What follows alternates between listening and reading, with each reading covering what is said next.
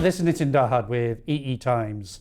I'm talking to Sudipto Bose, who's the VP for FDSOl product line at GlobalFoundries. Sudipto, hello, how are you? Thanks, Nitin. It's great to be in Computex. It's great to be in Taipei.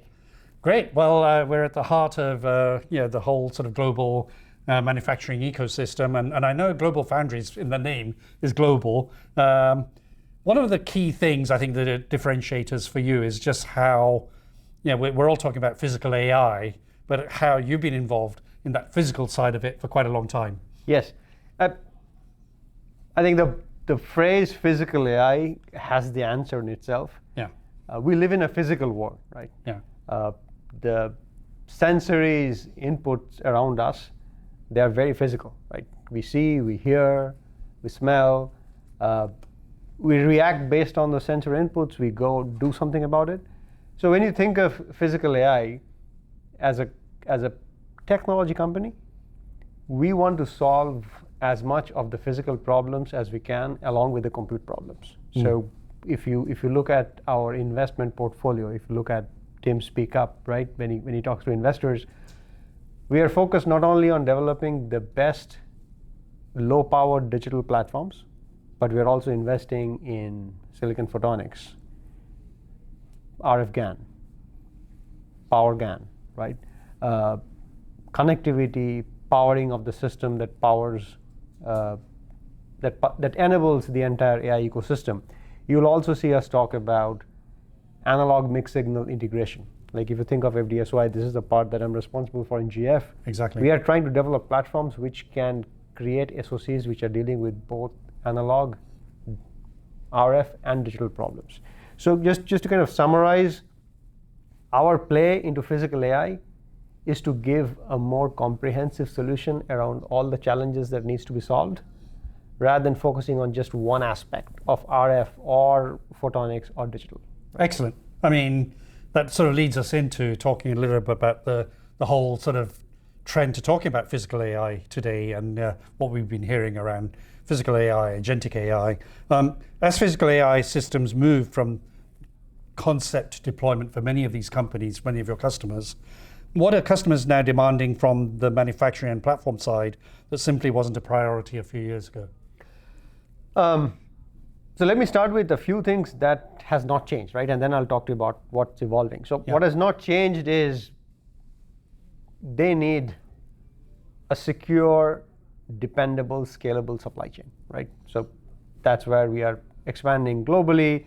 We are adding more and more flavors, platform flavors, to the global fabs that we have, just to make sure that customers have that peace of mind that when we work with GlobalFoundries, they will be able to serve us in whatever geography we need them to serve us in, right? So that's one, and that's more of a non-technical requirement. Now, on the technical piece, what's changing as the world looks at everything intelligent, right? Cloud, edge, physical, agentic, you give it a name, is low power. If there is one thing that I would leave you with that customers are asking us is, please help us reduce the amount of power that is being consumed to deliver this experience. So like across the board, developing a high efficiency power GaN solution, developing technologies that will enable high efficiency amplifiers, receivers, developing technology that will enable low power processing cores. All of this, if you kind of boil this into one requirement, it's please try to solve. And when I say solve, think of it as a system problem, right? Yes. A radar needs to see X meters out, Y angles deep. Exactly. Please solve that problem using the least amount of power. That speaks very well to my next question, which is about the edge. I mean, GlobalFoundries has been very focused on differentiated process technologies for edge and intelligent systems. Why is the edge becoming such a strategic battleground for the semiconductor industry? And obviously, it sort of comes from sort of having to develop that low power, but then why is it now a key battleground? Yeah, I think for us, GF has been playing at the edge for a while, right? The edge has been important. It just has got a lot of publicity right now, but the edge has been important for a long time. And how did we play at the edge, right?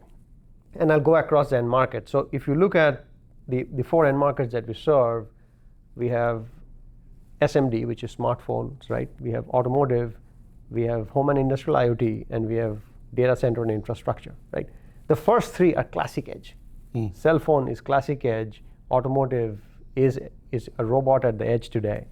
IoT, the definition of edge comes from IoT. So we have been playing in, I'll just take one example, right? Like if you look at cell phones, we have been playing in connectivity, like enabling the RF piece of it for a long time. If you look at automotive, we have been playing in microcontrollers and radar for a long time. If you look at IoT, we have been playing in Wi-Fi and Bluetooth for a long time.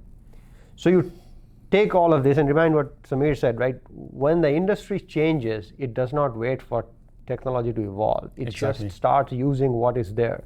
So now you take all of those and you imagine that you and I are talking with a customer who is designing an advanced car or an advanced humanoid. They will pick up the Wi-Fi, the Bluetooth, the 5G, the radar, the camera, the LiDAR, the MCUs that they can get their hands on. And then they come back to us and says, please improve this in the following way. Yeah. And the improvements, like it goes back to my first question, right? If you boil it down, it eventually comes down to, I want to deliver more, but be able to deliver it with less power consumption, right? But if you go beyond that low power, customers are asking us for better RF fidelity.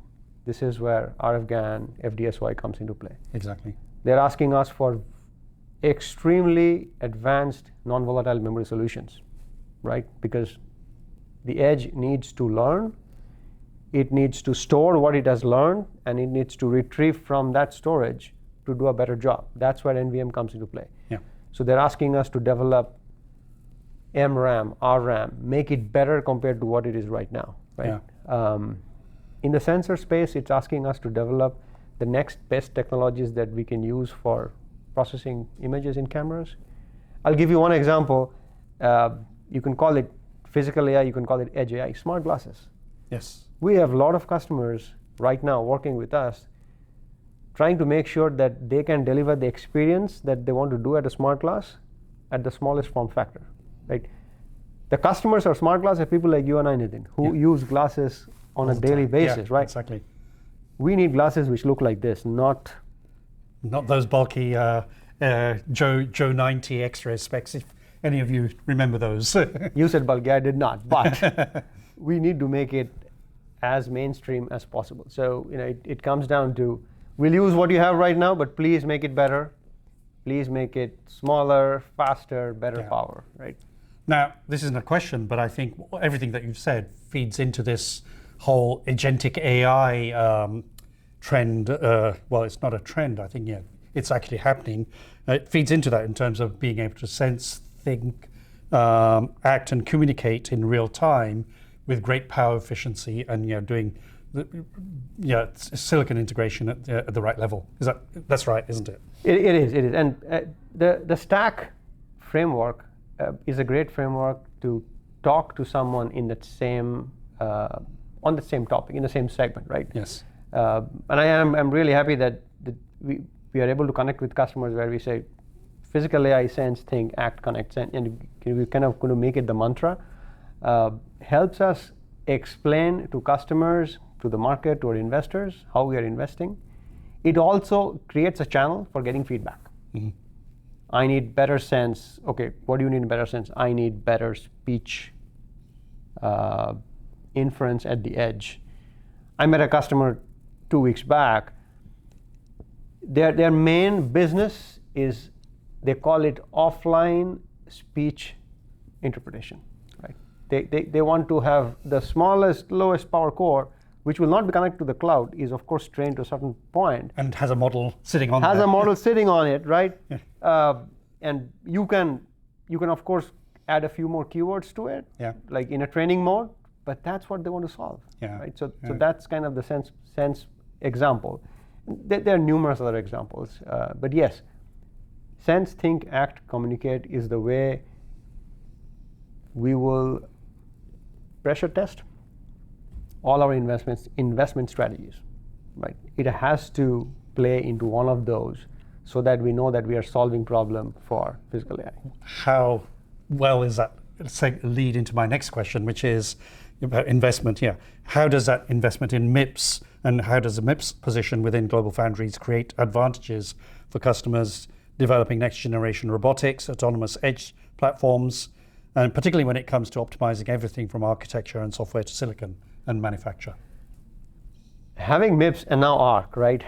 I think the best way I would explain that is it's a thread that ties all of these things together. It makes it complete. Right? We can have the best transistors in the world, but if you're not designing it for a solution, and this is where software and IP comes into play, let me take a step back. It's a thread, it connects, but it helps us to create more ready solutions for our customers. Right? So we can go to customers and say, along with Samir, look, we looked at this problem of sense, think, act, and connect. One of the problems. We looked at it not just as transistors and PDKs, but we took software, took IP, and here is something that we think will solve your problem. That makes time to market that much faster, right? So we are very excited about this new feature, power, whatever you may call it, that we have as a company. Capability, capability. Very finally and very briefly, as supply chains continue to evolve globally, how important is ecosystem collaboration from the IP to the silicon manufacturing in ensuring scalable deployment of physical AI? It's a village, right? We are all part of this ecosystem. We engage with IP partners all across the globe. So, like if you are a customer who really say, you know what, GlobalFoundries, I want you to give me a solution which is really based on a foundry in Germany, an IP ecosystem based in Europe, because it's regionally sensitive. We have that scale to give them a solution. You can only have that scale when you engage with every geography deeply and widely, so that local for local, global for global. Excellent ending. Sudipto Bose, thank you very much. Thanks, Nitin. Thank you.